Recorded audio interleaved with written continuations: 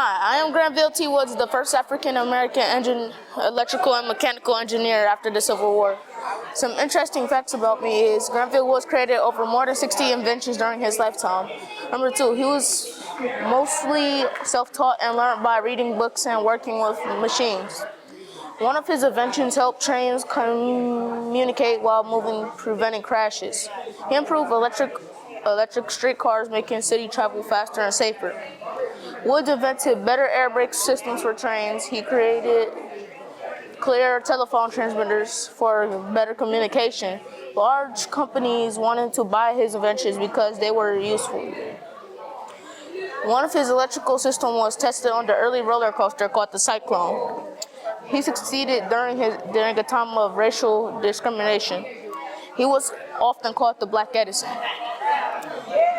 Two of his quotes are, "I believe I could do anything if I just try." So, some men are born great, some have greatness that thrust upon them, and some achieve greatness. Significant moments in life. Born in 1856, Granville, I was born in Columbus, Ohio.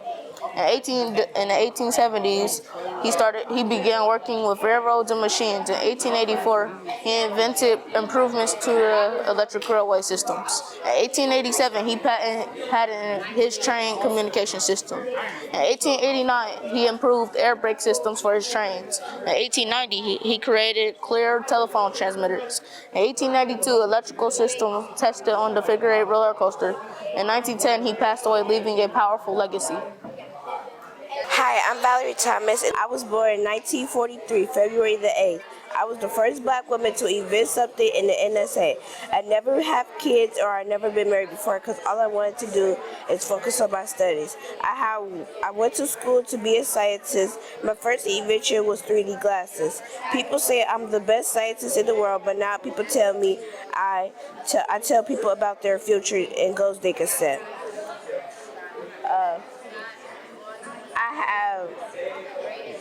I had joined the NSA in 1943 and I left in 1946. I had worked from year to years. I helped develop systems and everything else. I managed projects related to space reunits and worked as a Goddard Space Flight Center.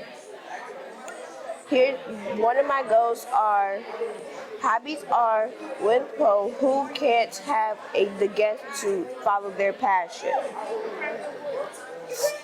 I invented the Inus transistor in 1980. I created 3D images used by NASA and other institutes.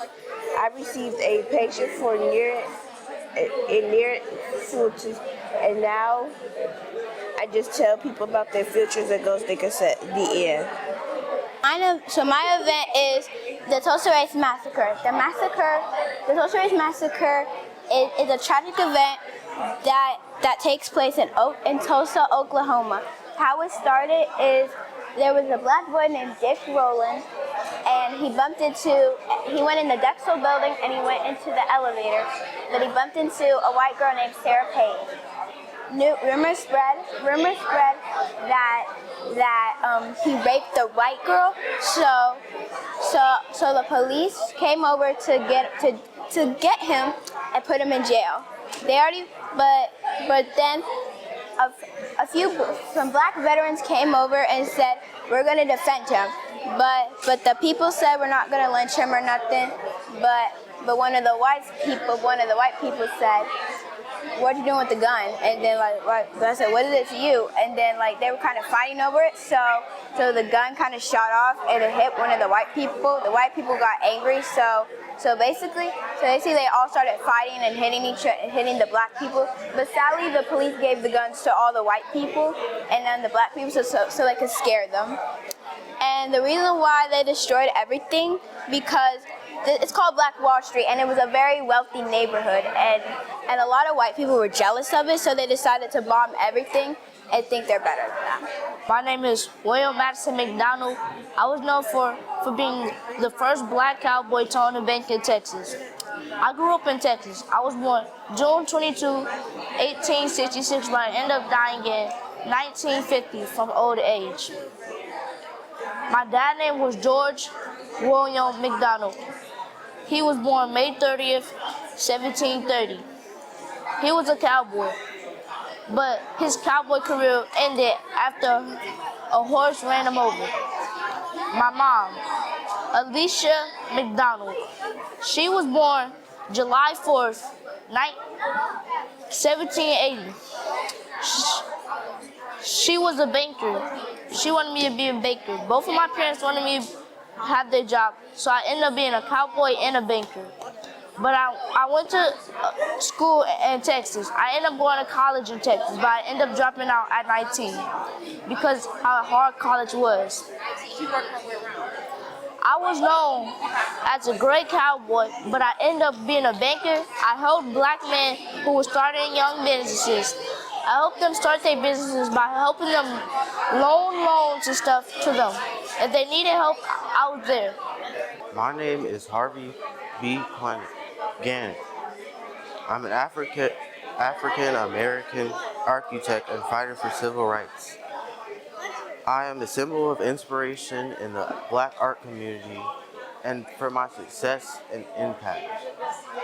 I was born January 14th, 1943.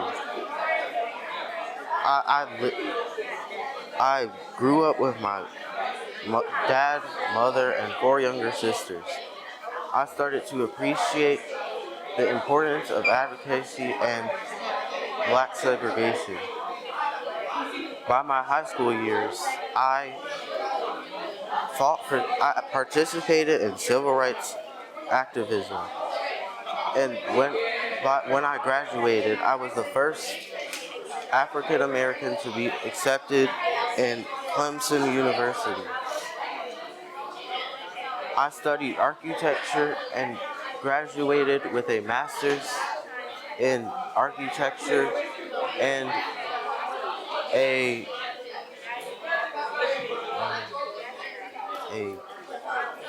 another in city building.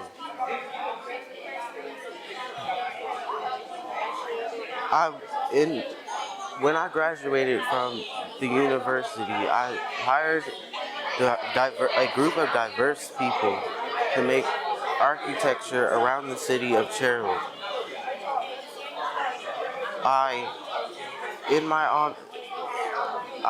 They were known for the most iconic architecture in the city.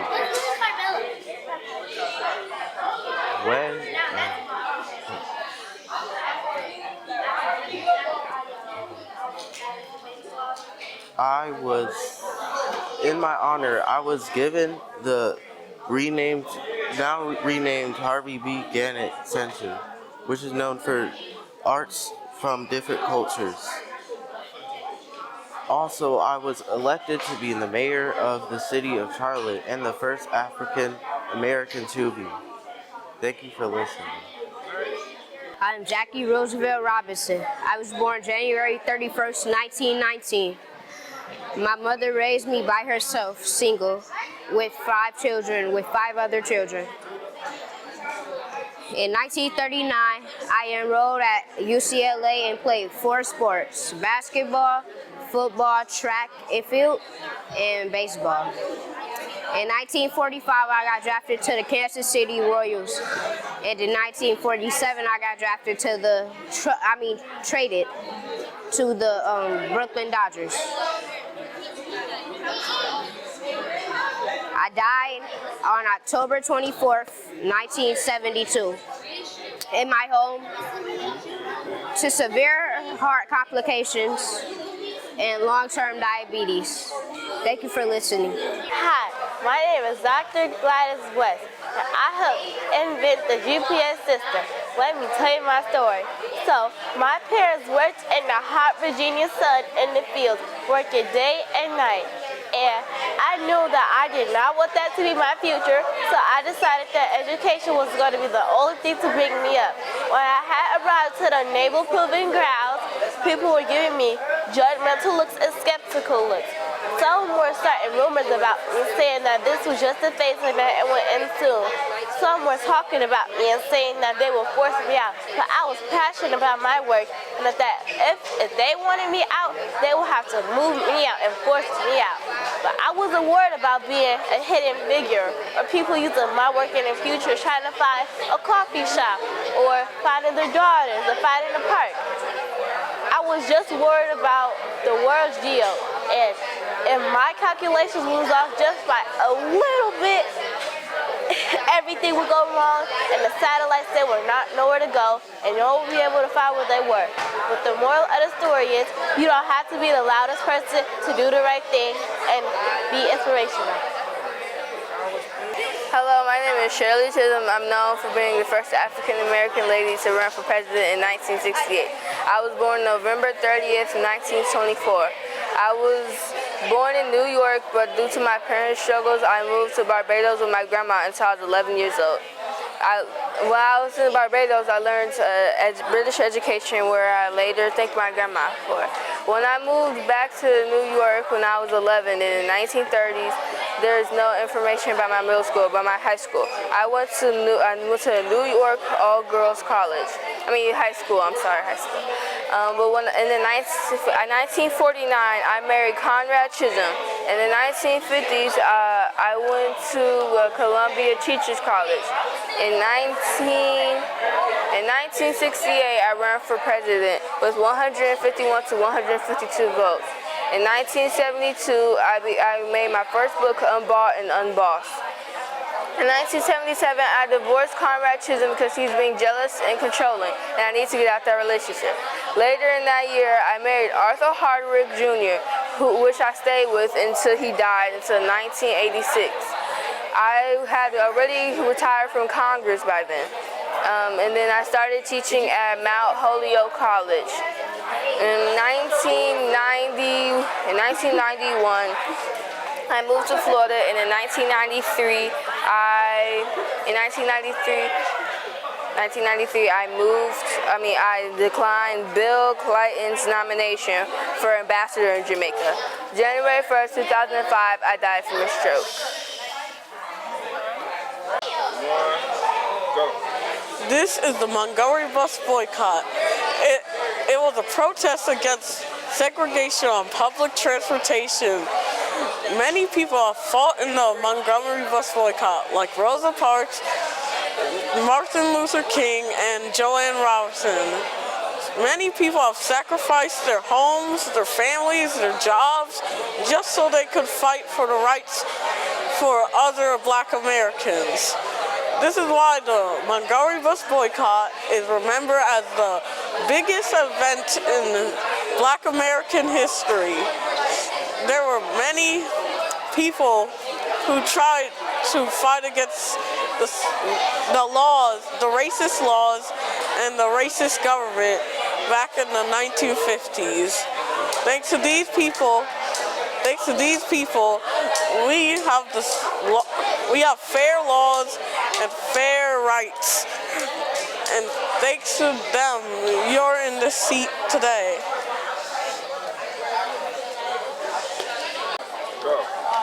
Hi, my name is Percy Vaughn Julian, born in April 11, 1899 in Montgomery, Alabama. My inventions were, I created aerofoam, which helped people with gasoline fires and smoke, that debris going into the air, killing a bunch of people. And I was the first person to synthesize 5-cystigmine with natural products, including soybean proteins. My family life was very packed, and we had 2 parents and 6 children, including me, being the oldest. And my parents were James Summer and Elizabeth Lena James Julian. And my siblings were Irma Rayborn Julian, Emerson R. Julian, James Summer Jr., and Maddie Julian Brown. Maddie, which is my sister, wanted to be just like me and went to DePaul University to get her degree. She was the first black woman to get her degree in DePaul University and graduate. The schools that I went to were called Harvard University, DePaul University, and the University of Vienna. These universities specialize in chemistry and science, and that's just why I went here. And I chose to go here, and that's the reason why I chose to go here, because I wanted to be a doctor when I grew up, helping a bunch of people, making affordable medicine for everyone to get. My GPA was recorded to be a 4.0 average on a everyday report card. And after school, I went to a different university called Howard University, and that's where I met my love.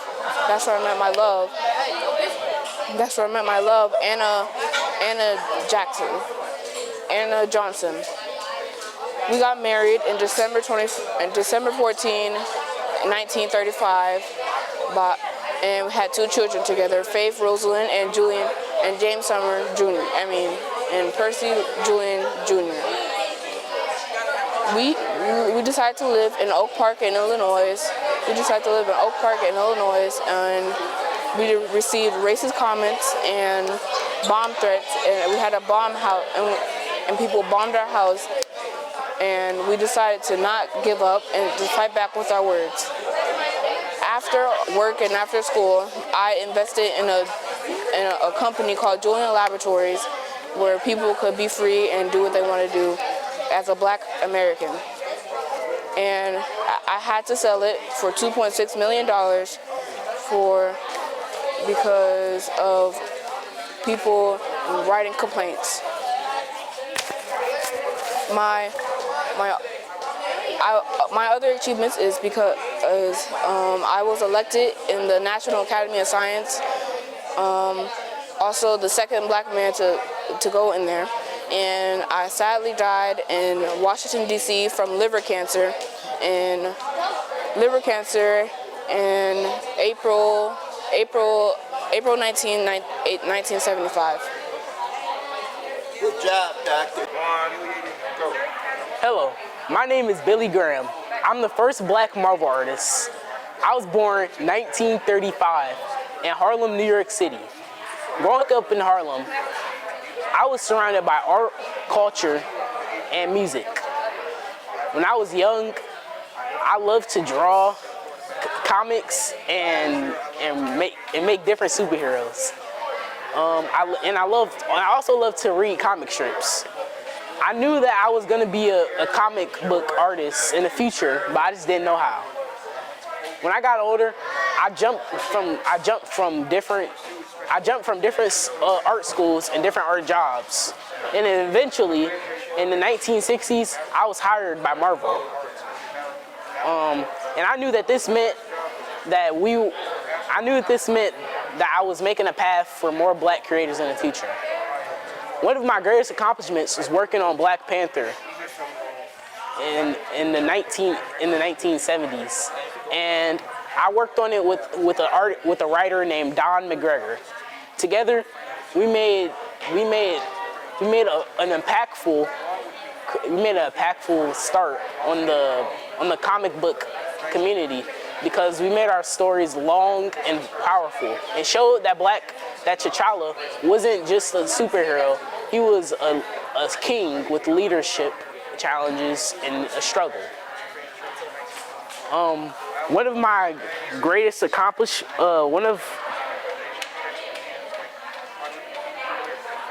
I also worked on other titles like Luke Cage. And through my art, I wanted black characters to be shown respect, strength, and complexity. Representation matters. And I was proud to help comics be more inclusive for black people. In 1997, my work, I passed away, but my work still lives on. When you see black superheroes like Black Panther, it's from the path that I created. I hope my story shows that talent and hard work in college and courage can change industry or even history. Hello, My name is George Washington Murray. I was born 1853. I was born September 22nd, 1853, in Rubber Summer County, South Carolina, to enslaved parents. I have two brothers whose name is Prince and Frank. I lost my parents during the Civil War. I was separated from my parents during the Civil War. When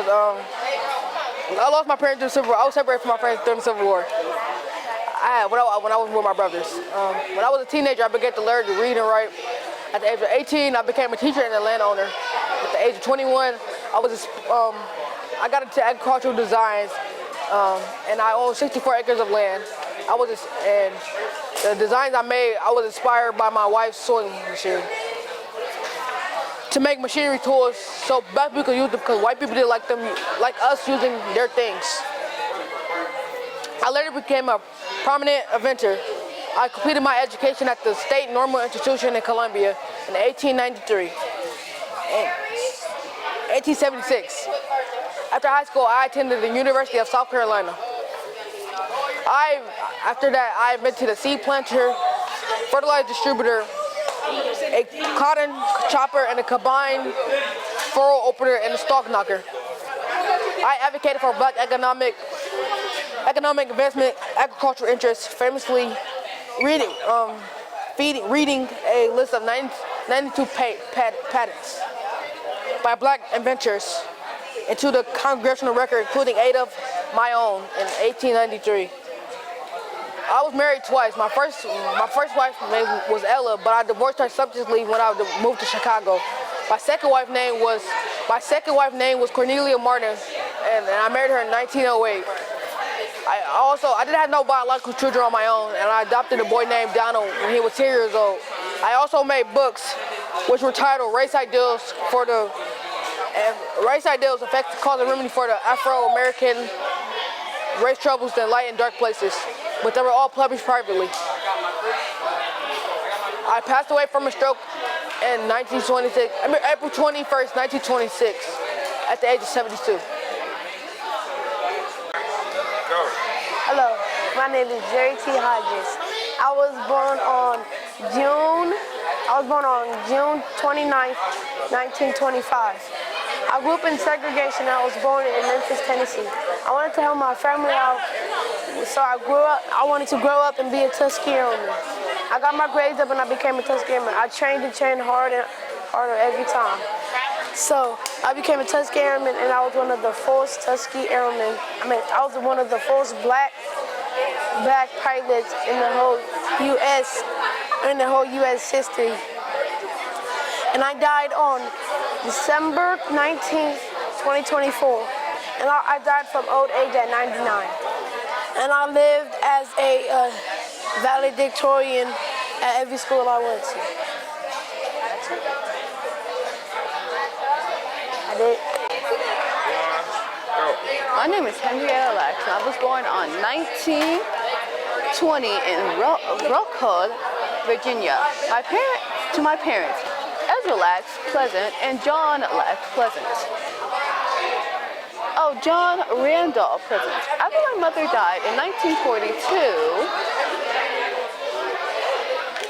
at 1942, delivering my last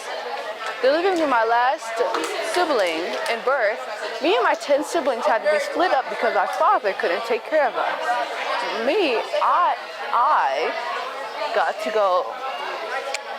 go to my grandfather, Tommy Lax, on a tobacco farm, and I lived there. And I went to school until I was 6 years old. And I had to drop,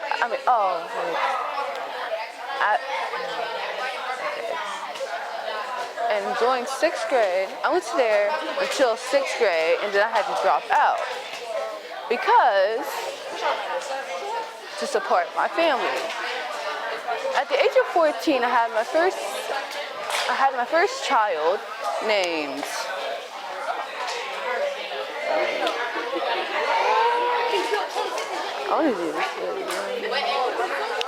Lawrence Lax, and my second child in 1930, I think it was 1930, yes, 1939, her name was Elise Lax, both by my first cousin, David Day Lax, who I lived with in a 2-story cabin on a tobacco farm.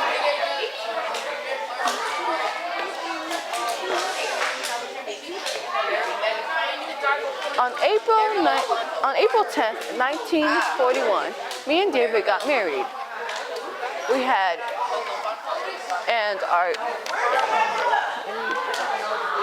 Virginia. And our cousin, Fred Gretel, convinced us to move to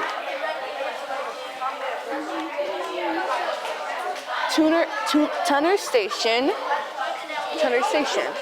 After we moved, we had 3 children named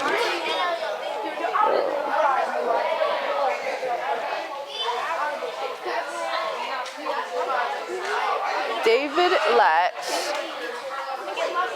Deborah Latz, and Joseph Latz.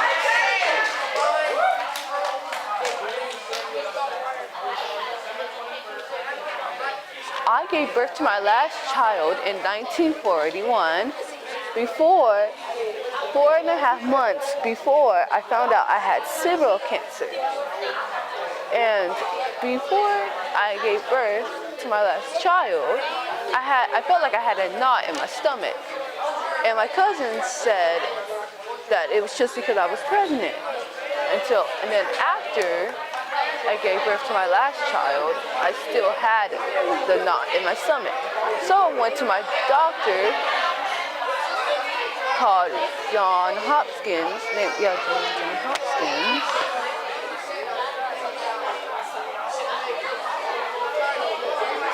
I was epidoma. I found out that I had an epidoma. I can't pronounce this. But it was a misdiagnosis. The real thing was a hemidomia, but I was treated, back then, they were still treated the same. On August 8th, in 1951, when I was 31 years old, I died. When I was 31 years old, I went to the hospital for my routine treatment and said I'll stay there because of the pain in my stomach, in my lower abdomen, and I got a blood transfusion there until I died on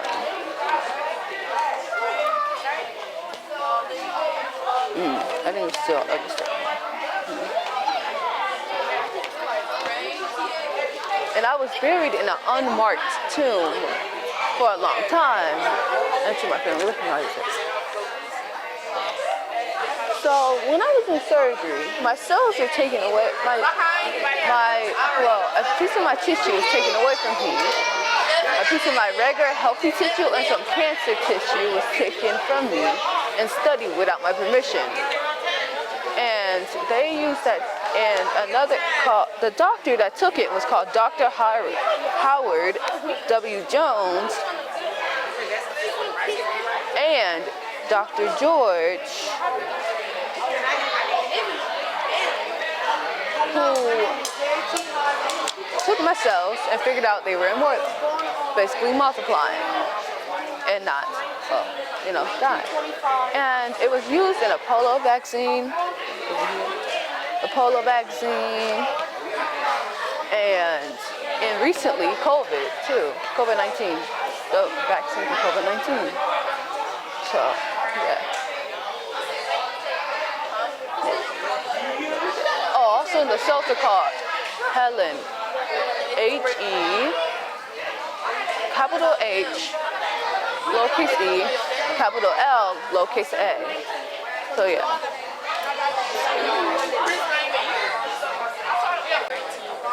Hi, my name is Samuel Leroy Jackson. I was born December 21st, 1948 in Washington, D.C., though I was raised in Tennessee. When I was young, life was not always easy. You see, growing up during segregation helped me shape how I seen the world. After I graduated from Riverside High School in 1966, I attended Morehouse College and joined the civil rights movement with Dr. Martin Luther King Jr. Though I was not always famous, I kept working and landed my first role in the 1972 film, Together for Days. Then in 1980, I got married to Latasha Richardson and had one daughter in 1982, Zoe Jackson. My big break came when I got the role in the movie Pulp Fiction. After that role, I started gaining more recognition in the industry and playing many more roles, such as Frozone, Mace Windu, Nick Fury, and more. In 2021, I was awarded an Honorary Academy Award for my extraordinary lifetime achievements. And today I reside in Beverly Hills, California. But the main thing that helped me succeed in my acting career was not giving up and staying consistent with what I was doing. My name is John Barry Meacham. I was born into slavery on May 3rd, 1789 in Virginia. I know what it feels like to live without freedom, but I also know what it feels like to fight for freedom. As a young man, I worked hard until I was able to purchase my own freedom, as well for the freedom from my father and my wife. Later, I became a minister, teacher, and I helped found the first African Baptist church and dedicated my life to educating black children and adults because I believe education was the path to freedom. When Missouri passed laws making it illegal to teach black people, I created the Floating Freedom School on a steamboat in Mississippi River, so classes could continue learning throughout my life, and I remain committed to faith and education and helping others seek freedom. Yeah. Okay, so I am Felicia Shard. I was married 3 times. My first husband was William Lancelot Jr. My second husband was Victor Willis, and my third husband was Almond Shard. My Broadway career began in 1971. I was born in June 1948. I grew up in Houston, Texas. My childhood was filled with music, and I played in the piano, violin, and literature. My mother told me to be fearless and independent, to think, and my family is violin, and my father is Andrew. My sister is Debbie. My brother is Andrew Jr. I used to marry Almer Sharp. My daughter, Carlotta. My son, William. And my niece, Villain. And my nephew is Norman.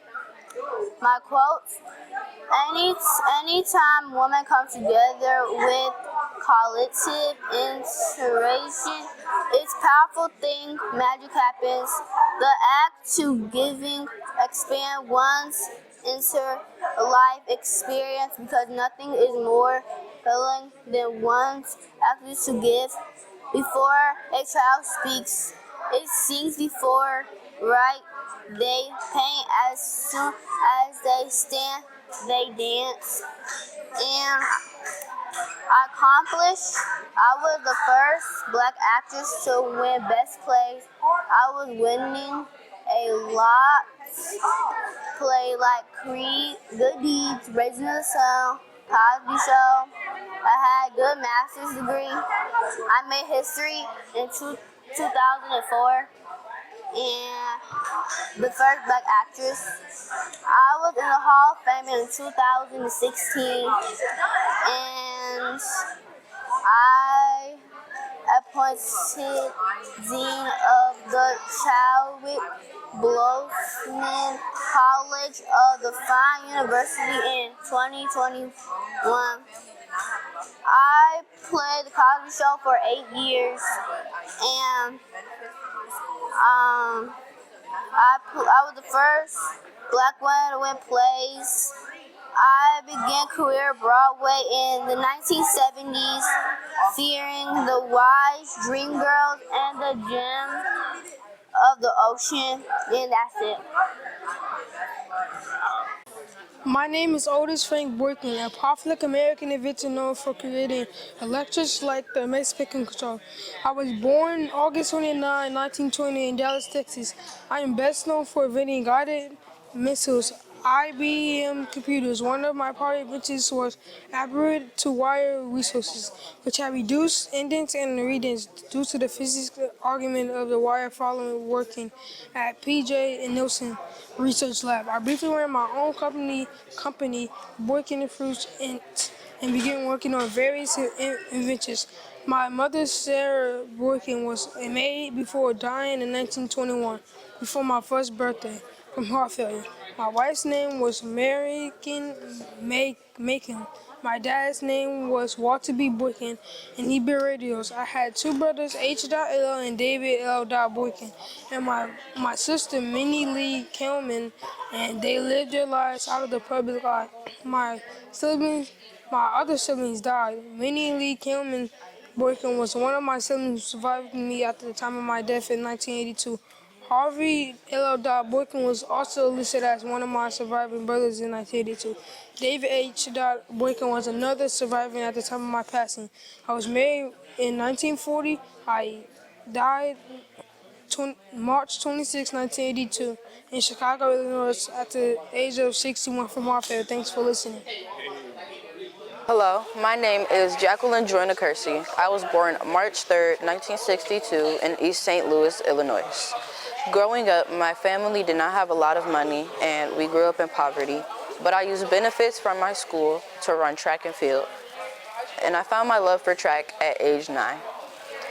During my college years, I attended UCLA, also known as University of California, Los Angeles, and I became one of the best athletes in the country.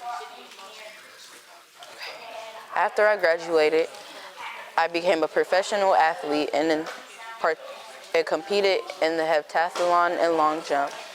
Also, and I won the top U.S. amateur athlete in 1982 and 1983. I became one of the best athletes, and I was known for my determination and hard-working personality. I officially retired from track and field in 2001, starting my own foundation called the Jackie Joyner Kersey Foundation, where we help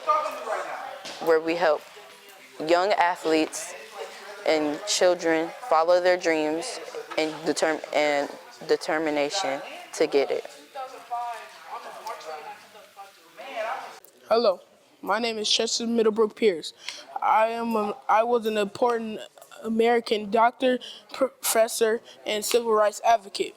I created the term microaggressions, which describes how one sentence could really affect how a person's mental health, their emotions, and their self-esteem. It could also cause them I was a psychiatrist, so I studied that could cause them to lead to want to hurt themselves or somebody else. So I understood that I had to figure out the way to make this right. So I created a show called Sesame Street, a well-known show because of the character Elmo, which was my idea. I created it to show how we could all come together as different races to create something better than what previously we had. I also created it for entertainment.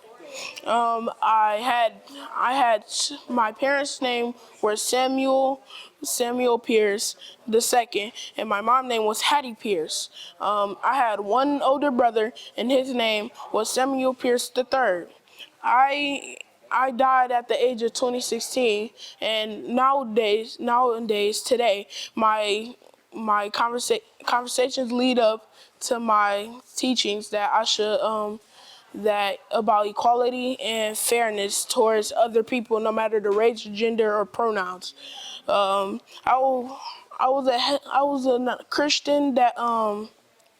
was a Christian that would go to church every day, and I deeply cared about children and their education. So I would teach medical teachers, and I would be a medical teacher, and I would also help students learn how they could become another person without bullying through Christ. And thank you. Hi, my name is Ann Gregory, and I was the first black lady to ever play golf. And people also call me the Negro Queen at golf because I am the queen at golf. And I also did the biggest tournament against white folks in 1940, and I won that tournament fair and square. And I will never forget the day when I did the Chicago's tournament against white players and black players, and I won that one too. And I also did 3 major tournaments in one big year, especially United Golf Association national title. And I'm so thankful to meet my husband, Leroy Persley Gregory. And he was the one that taught me how to play golf, and he's the reason why I'm doing golf. And we also had a daughter named Joanne Gregory. And one quick sad story. I was adopted at 4 years old because my parents had gotten into a bad car crash, so a white family named the Sanders had adopted me. And every time I would mess up, Mrs. Sanders would call me names like Negro and say I'm the reason why my parents died in the car crash. And she said us black folks shouldn't be driving in cars in the first place. But back to what I was saying, at age 76, I had did the Olympic seniors and I had won the gold medal. But that's not as important as going into the National Hall of Fame because I was born in 1912 on July 25th and I died in 1990. So through 2026 and through 2012, I was in the National Hall of Fame of golf because to honor how I changed golf because of, as me as a Negro woman. Hello, my name is Johnny Cochran. I was born October 2nd, 1937 in Shreveport, Louisiana. My dad, Johnny L. Cochran Sr., was an insurance worker and also did deputy work. My mom, Hattie L. Cochran, was a homemaker and she also did clerical work. I grew up in a middle-class home in Los Angeles, California. Even though I was born in Shreveport, Louisiana, I lived most of my childhood life in Los Angeles. I was the oldest of my siblings and I lived in a house where Christianity, work ethic, and getting good grades was a big part of my household. I went to mostly public schools in the Los Angeles areas. For high school, I went to Los Angeles High School. For college, I went to the University of California, Los Angeles, better known as UCLA, and Loyola Law School, where I got my law degree. After I passed my bar exam, I became a deputy city attorney in the city of Los Angeles. After I did that for a few years, then after that, I started my own private law practice. I'm very well known for representing O.J. Simpson in his case, in his murder case where he was accused of murdering his wife and her then boyfriend. Due to my confident courtroom speaking skills and my famous line, "If the glove doesn't fit, you must acquit," we got an acquittal on the case. I also represented Sean Combs in his case. He was charged with stealing a weapon and bribery. And we won the case, and that was my last legal case. I passed away March 29th, 2005 to a brain tumor. Hello, my name is Howard Thurman. I was born on November 18th, 1899 at Dayton, Florida. My house can be found at 614 White House Street, where I grew up with my 2 sisters, Hernita and Madeline, along with my parents Saul and Alice and my grandmother Nancy Ambrose. I went to a segregated elementary school for African American children. My kindergarten teacher was Miss Julia Green, who became my lifelong friend and influence. Shortly after I entered the 3rd grade, my father passed away. I was 7 years old. In my early childhood, I would often be humiliated and bullied because I was colored. My early life was full of racism. When I graduated from elementary school, I went to Huntington Magnet Middle School, where it was still very segregated. There I learned intense curiosity and deep spiritual development. I was tutored through the 8th grade by my principal. After this, I left home at 14 to attend Florida Baptist Academy. While I was there, I learned to navigate feelings and devote myself to ministry. Once I graduated, I began to look at colleges where I could explore ministry. I went to college at Morehouse College in 1923. Afterward, I went to Colgate, Rochester Divinity. Shortly after this, I pursued special studies in 1929 at Hartford College under philosopher Rufus Jones. I graduated with a bachelor's degree in arts as a valedictorian. My first job was as a pastor of Mount Zion Baptist Church in Oberlin, in Ohio, until fall in 1928. I then worked in a professional role as a faculty member and the director of religious life at Morehouse College and Spelman Colleges in Atlanta, Georgia. My third job was to be the dean of Franklin Chapel at Howard University from 1932 to 1944, along with me being dean of Marsh Chapel at Boston University from 1953 to 1965. After this, I started significantly strengthening and influencing the Black Civil Rights Movement. In 1944, I became the co-founder of the nation's first interracial interfaith church in 1944. I also published Jesus and the Disinherited in 1949, which became a foundational text for leaders like Martin Luther King Jr. Before this, though, I led a pilgrimage of friendship to India, meeting Gandhi and researching nonviolent strategies, which I brought back to the U.S. I joined the civil rights movement in the early 1940s. I died April 10th, 1981 due to pneumonia. My name is Bessie Coleman. I was born in 1892 in Atlanta, Texas. I was born to George and Susan Coleman. I was raised with my other 12 siblings. My parents were always working. My mother was a maid and my father was a sharecropper. I grew up in a poor, broken world, picking cotton at a young age. Even my father left me when I was only 9 years old. This abandonment caused a huge impact on my family. All hope was lost for me until one day I heard my brother speaking of the past from World War I, and I decided that was my dream. Although I was a black Native American female and I knew I could fly well, no one would accept me. But I didn't give up. Before I could follow my dream as a pilot, first I had to leave the fields to pursue my dream. I went to Langston University to further my education, but I had to leave Langston because I ran out of funds. But like everybody does before they follow their dream, they have to get a startup job. And to do that, I attended Burnham School of Beauty and Culture to become a manicurist at a local barbershop. Once I gave up my job as a famous manicurist, I chose to follow my real dream and go to France to learn to fly. Once people saw my amazing talent, Robert S. Abbott sponsored me and made me famous. With my newfound fame of flying, I began to earn good money. I was even able to participate in more aerial shows. When I got offers for more aerial shows, I wouldn't fly in them unless they had other black flyers so I could be an ally and support black rights. I even saved up enough money to buy my own aircraft. Me and my trainer were training for a show on April 30th, 1926.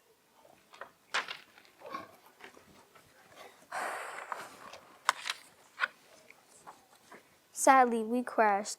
We both fell to our death 2,000 feet in the air.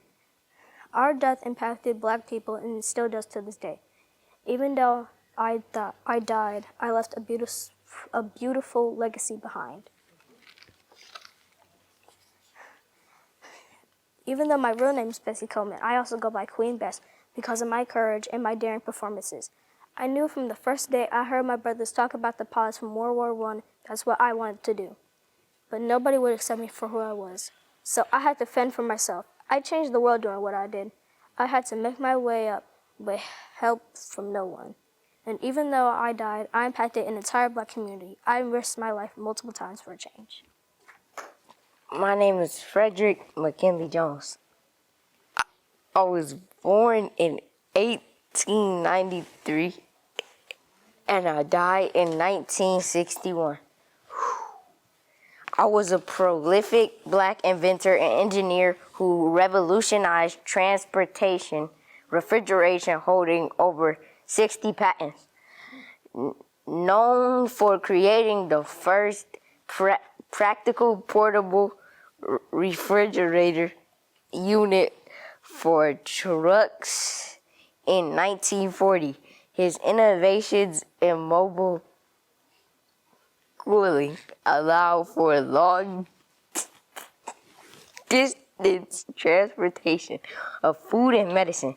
Jones co-founded Thermo King and also served as a sergeant in World War I. Due to his contributions to refrigeration technology, Jones is called the father of refrigerators, transportation, and the king of cool. Frederick McKinley Jones, a pioneer African-American inventor and creator. Hey, yo. Hi, my name is Harry Belafonte. I was born March 1st, 1927 to immigrant parents Melvina Love and Harold Belafonte. My parents were from Jamaica. I was from New York and my parents were Jamaica, and I was raised in Jamaica, which influenced my love for Caribbean music. In 1950, I came out with my first song called Matilda. After I produced more songs, I came out with my first album in 1956, Calypso. It was the first single sold artist album that sold more than 1 million copies. 1 million copies. The album included Deo and Banana Boat. I was also an actor coming on shows Carmen Jones and Island in the Sun. I was also an civil rights activist. I worked with Martin Luther King Jr. in the March on Washington. I helped finance it. In 1957 through 2007, I married my wife Julia. I had 2 kids with her, Ashera Belafonte and Ashera Belafonte and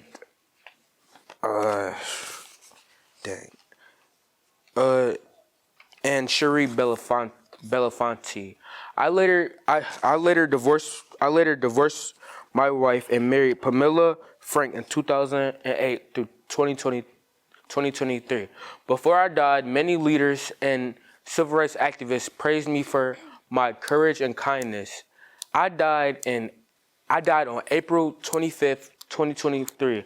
I was not just known for my songs, but also my civil rights activist and my career. My name is George Carruthers. I was born on October 1st, 1839 in Cincinnati, Ohio. Growing up, my father died when I was a young boy.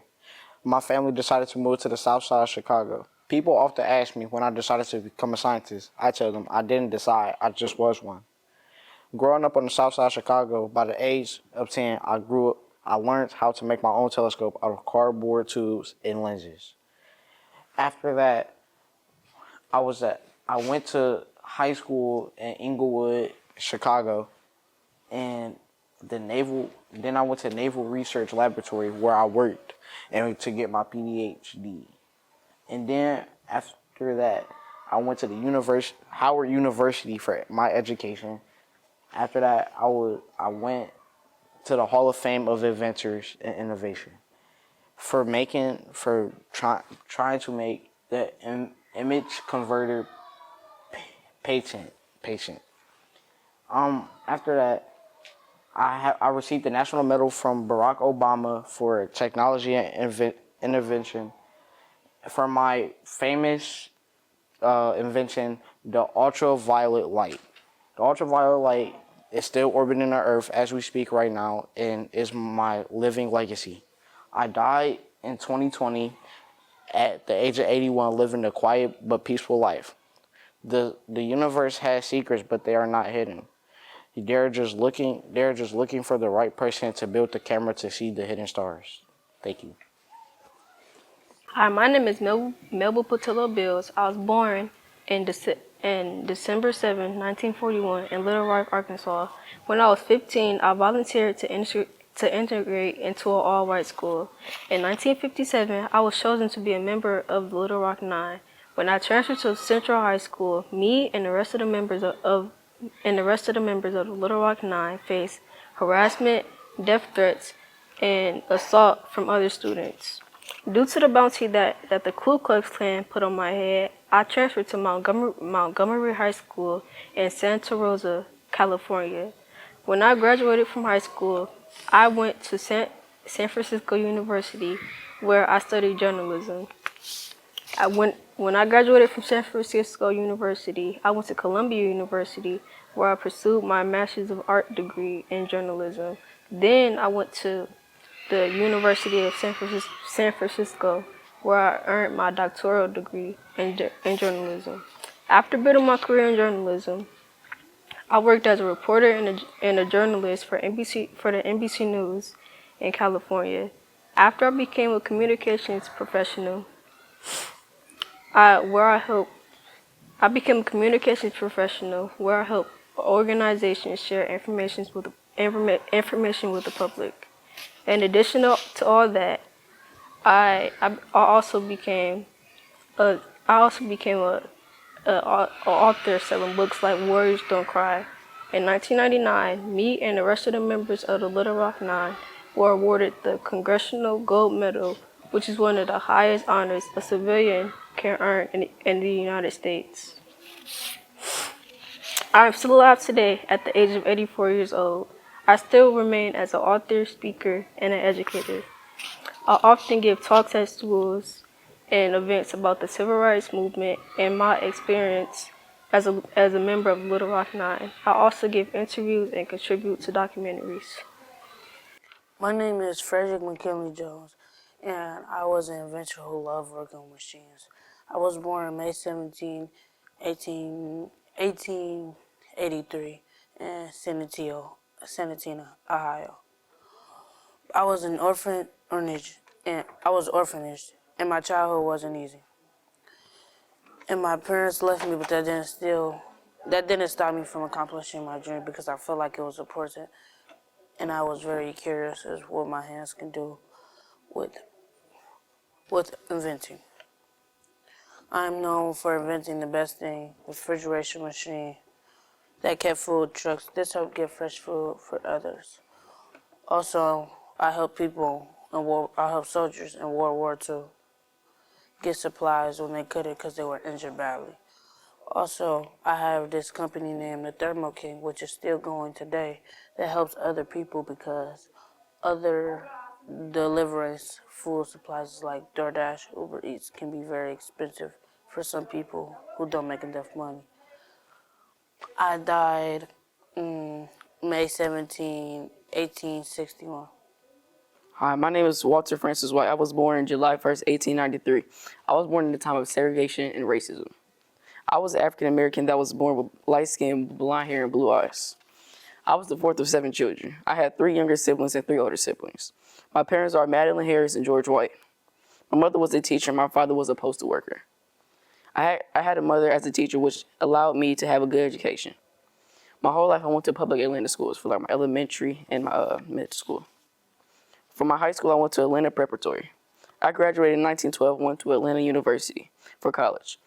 And I graduated in 1916 with my bachelor's degree. After I graduated, I worked for a life insurance company, and it was helping find the NAACP. We found the NAACP to fight for educational equality. I moved to New York as an assistant secretary for the New York NAACP. While I worked for the NAACP, I investigated lynchings and riots. After a couple of years working for the NAACP, I was promoted to executive secretary and led and won Browns versus Board protests. In my total career, I investigated 41 lynchings and 8 riots. I led the NAACP for 28 years. I later passed away March 21st, 1955 of a heart attack at my home in New York and didn't get a chance to retire. I love the job I did and glad I made a difference in African American education everywhere. Hi, this is Aria, and that is Jonathan Patterson. Today we're going to be teaching you guys about Michael Basquiat. Michael Basquiat was a graffiti artist. He drew on and painted on New York City buildings and subways. And here's a little information about him. So when he was 7, he unfortunately got hit by a car. 17, I meant. Yeah, 17. And so he unfortunately died at 27 years old, such a young age. And I feel like he loved painting it. So we did in dinosaurs inspired by his dinosaur painting. He liked crowds and worlds with bold colors. And yeah. And so this is what I wrote.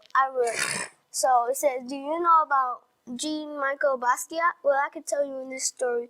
Basquiat was a graffiti artist who was later known as an international painter. Why he was a painter, you ask? Because his mom encouraged him. His art was on walls. He died at a young age. His art was in museums. Guess what? We are learning about Jean-Michel Basquiat. He was a rebel visionary and one of the most influential artists of the 20th century. His paintings have bold colors, scribbles, worlds, crowds, and chaotic energy. Did you know he went from being a graffiti artist on the streets of New York to an internationally celebrated painter? Well, if you didn't know, here's some more information about it. Here's some of my Jean-Michel Basquiat was an artist. But he died in 1988. He was born in 1960. He used bright colors like red, yellow, and blue. When he was 7 years old, he got hit by a car.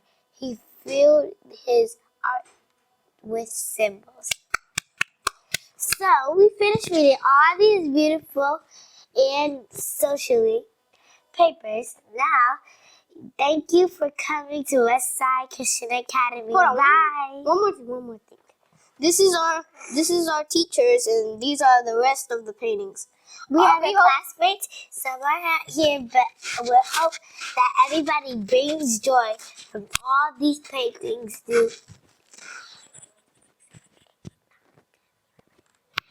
These 11 paintings. Thank you for coming. Bye.